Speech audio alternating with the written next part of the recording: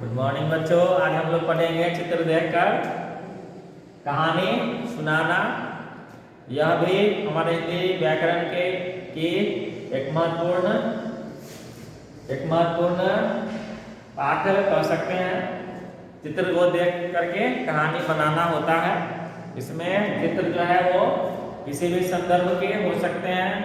चित्र पशु पक्षियों के हो सकते हैं। उसके बाद किसी भी स्थान का हो सकता है। किसी भी ग्रंथ जैसे रामायण महाभारत से भी हो सकते हैं, विभिन्न प्रसंगों पर आधारित। तो उसे हमें देख करके समझ करके और वर्णन करना होता है। वर्णन जो है हम जैसी समझ हमारे अंदर होती है उसी अनुसार भाव और विचार को उस चित्र को देख करके वर्णन करते हैं। सबसे महत्वपूर्ण बात यह होती है कि चित्र जो हमारे सामने होते हैं तो उसे देख करके हमारी समझ में कितनी आती है उसी को हम वर्णन कर देते हैं, अपने शब्दों में उसे लिख देते हैं। अब देख लीजिए, यहाँ एक उदाहरण है जिसमें चित्र दिए गए हैं। चार चित्र हैं इसमें देख सकते हैं। पहले चित्र में एक शेर दिख रहा है, दूसरे चित्र में लोमड़ी, फिर तीसरे और चौथे चित्र में भौंकते बोलती हुई लोमड़ी नजर आ रही है। अब देख लीजिए, इसका हमें वर्णन करना है तो पहले चित्र को अच्छी तरह से समझ लेना है, उसके बाद इसका वर्णन हमें करना है।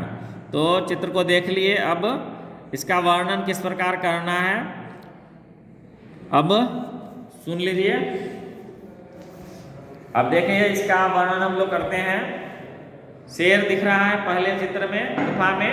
तो एक बूढ़ा शेर जंगल में मारा फिर रहा था। कई दिनों से उसे खाना नसीब नहीं हुआ था। दरअसल बुढ़ापे के कारण वह शिकार नहीं कर पाता था। छोटे छोटे जानवर भी उसे चकमा देकर भाग जाते थे।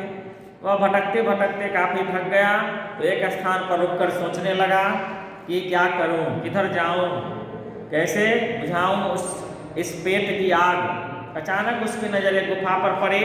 उसने सोचा कि इस गुफा में अवश्य ही कोई जंगली जानवर रहता होगा। मैं इस गुफा के अंदर बैठ जाता हूँ, जैसे ही वह जानवर आएगा मैं उसे खाकर अपना पेट भर लूँगा। शेर उस गुफा के अंदर जाकर बैठ गया और अपने शिकार की प्रतीक्षा करने लगा। तो ये वर्णन कई किए, फिर आगे लिखेंगे। वह गुफाएं गिदड़ के थे। गिदड़ ने गुफा के करीब आते ही शेर के पंजों के निशाने देखे तो वह सब कुछ समझ गया। अब गिदड़ है, हम सियार भी लिख सकते हैं, लोमड़ी भी लिख सकते हैं। और सोचने लगा कि इस शत्रु से कैसे बचा जाए। फिर उसकी बुद्धि में नई बात आ ही गई।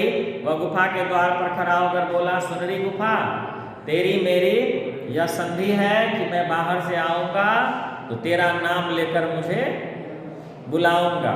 जिस दिन तुम मेरी बात का उत्तर नहीं दोगे मैं तुझे छोड़कर किसी दूसरी गुफा में रहने चला जाऊंगा।